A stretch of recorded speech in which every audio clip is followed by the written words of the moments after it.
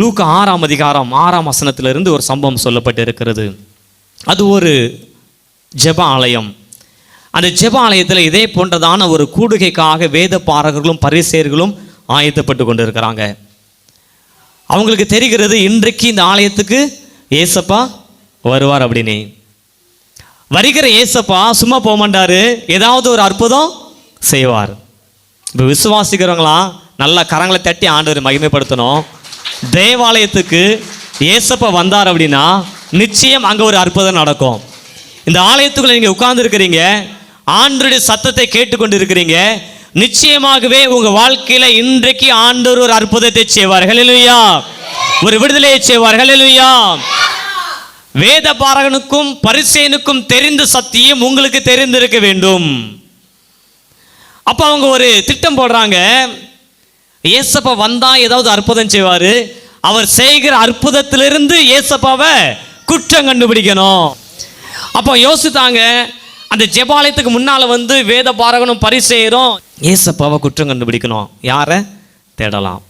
இப்போ வேத பாரகனும் பரிசேயனும் முன்னாடி நின்று பார்த்துட்டு இருக்கிறாங்க. அங்கே ஒரு மனுஷனுடைய கண்களில் படுறான். அவனுடைய வலது கை சூம்பின வலது கையாக இருக்குது.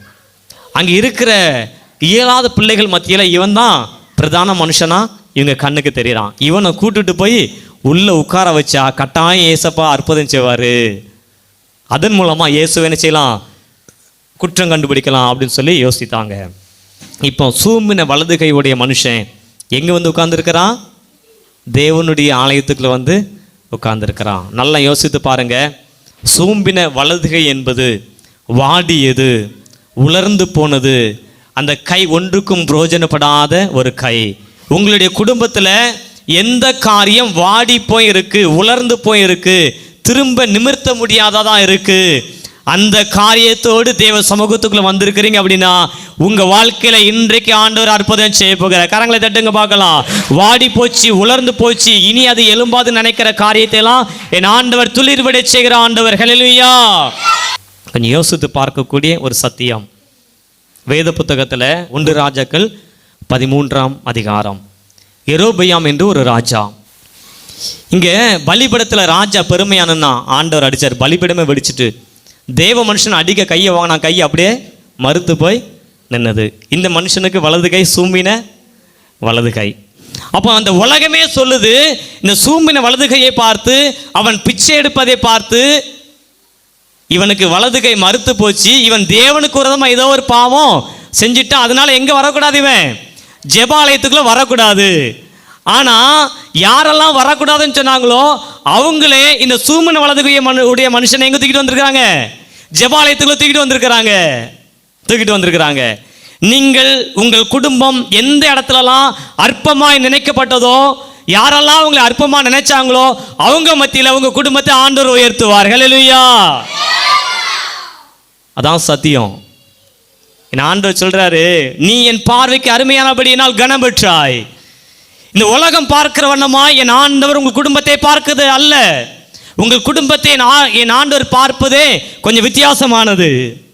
இந்த உலகம் உங்களை புறக்கணிக்கலாம், இந்த குடும்பம் ஒன்றுக்கும் யூஸ் ஆகாது அப்படின்னு சொல்லலாம், உங்கள் பிள்ளைங்க தலைக்க மாட்டாங்கன்னு சொல்லலாம், உங்கள் பிள்ளைகள் மூலமாக உங்கள் குடும்பம் கெட்டு போச்சுன்னு சொல்லலாம். என் ஆண்டவர் உங்கள் குடும்பத்தை உயர்த்துவார். ஹல்லேலூயா. ஏன்னா ஒரு பெரிய காரியங்களை செய்கிற ஆண்டவர். கொஞ்சம் யோசிச்சு பாருங்க. இந்த மனுஷன் ஜெபாலயத்துக்கு வெளியே உட்காந்து ஜெபாலயத்துக்கு வர்றவங்ககிட்டலாம் பிச்சை கேட்டுட்டு இருந்தான். எனக்கு வலது கை பயன்படாது, பலனற்றது, யாராவது பிச்சை போடுங்க. எல்லாரும் அவனுக்கு கேவலமாக பார்த்தாங்க, எல்லாரும் அற்பமாக பார்த்துட்டு இருந்தாங்க. இன்றைக்கி அந்த மனுஷன் எங்கே போயிட்டான்? ஜெபாலயத்துக்கு உள்ள. அதான் சொன்னேன், குடும்ப ஆசீர்வாத முகாமுக்கு எல்லாரும் குடும்பமாக வாங்க. அற்பமாய் நினைக்கிறவர்களெல்லாம் உயர்த்துவதற்காக இந்த ஜெபாலயத்துக்குள்ள ஆண்டவர் ஆலயத்துக்கு கொண்டு வர ஐயா. அதுதான் குடும்பங்கள் ஆண்டவரை ஆராதிக்க சபைக்கு வாங்கன்னு சொல்லுவது. இப்போ உள்ளே வந்து உட்கார்ந்துருக்கிறான்.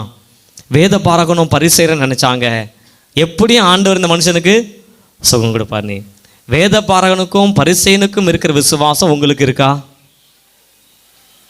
நீ யோசித்து பாருங்க.